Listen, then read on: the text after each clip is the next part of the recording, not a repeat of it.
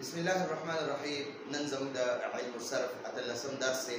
نن به ان شاء الله د مخکې درسونو کې مونږه د گردان طریقې زده کړه او بیا د هغې نه پس هم چې د باس اثبات فعل ماضي معروف دا ټولې صیغې مو لیکلې. نن به ان شاء الله مونږ عمده باس اثبات فعل ماضي معروف چې وکړه دا به صرف باس نفي کو. دلته کې به ورته صرف نفي ولیکو. باس نفي فعل ماضي معروف. باس نفي فعل ماضي معروف. نو ګورئ باس اثبات څه ته وایي؟ ضربه هغه وخل وکړه. باس نفي څه ته وایي؟ د دې ماضي نه به مخکې صرف ما ولګې. ما صرف ما به ولګې، نور به هماغه ضربه لګې. ضربه د صرف د ضربه معنا ده هغه وخل وکړه.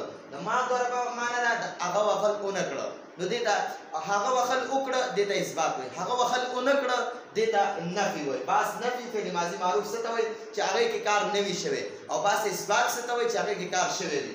نو مخکې دې نه مخکې ګوره باس اثبات ضربه هغه وخل وکړه، ما ضربه هغه وخل ونه کړه، دا اوس باس نفي شو.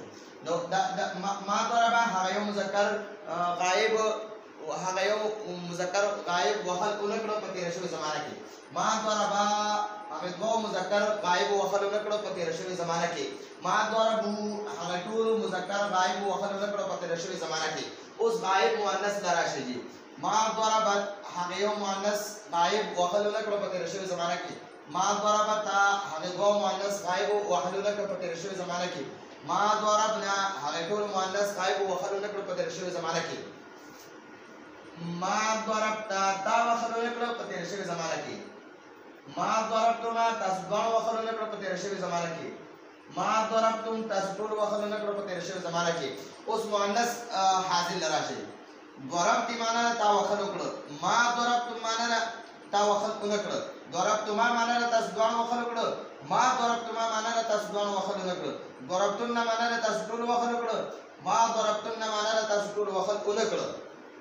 اوس واحد متکلم لازم. ضربت معنا ما وخل وکړه. ما ضربت معنا ما وخل ونه کړه. تسنیه او جمع متکلم راشي.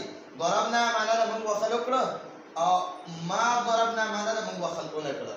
نو ګورئ د باس اثبات نه مونږه باس نفي جوړه کړه.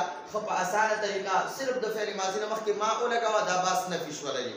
نو ګورئ جي اوله صیغه پکې مونږه زده کړه. ما ضربه هغه یو مذکر غایب وخل ونه کړه. ما ضربه هغه دوه مذکر غایب وخل ونه کړه په تېره شوې زمانه کې. ما ضربو هغه ټول مذکر غایب وخل ونه کړه په تېره شوې زمانه کې. ما ضربت هغه یو مؤنث غایب وخل ونه کړه په تېره شوې زمانه کې. ما ضربتا هغه دواړه وخل ونه کړه په تېره شوې زمانه کې. ما ضربنا هغه ټول مؤنث وخل ونه کړه په تېره شوې زمانه کې. ما ضربتا تا وخل ونه کړه په تېره شوې زمانه کې. ما ضربتما تاسو دواړه مذکر وخل ونه کړه په تېره شوې زمانه کې. ما ضربتم تاسو ټول مذکر وخل ونه کړه په تېره شوې زمانه کې. ما ضربتی تا یوې مؤنث وخل ونه کړه په تېره شوې زمانه کې. ما ضربتما تاسو دواړه وخل ونه کړه په تېره شوې زمانه کې. ما ضربتن تاسو ټول مؤنث وخل ونه کړه په تېره شوې زمانه کې. ما ضربتو ما وخل ونه کړه مذکر یا مؤنث په تېره شوې زمانه کې.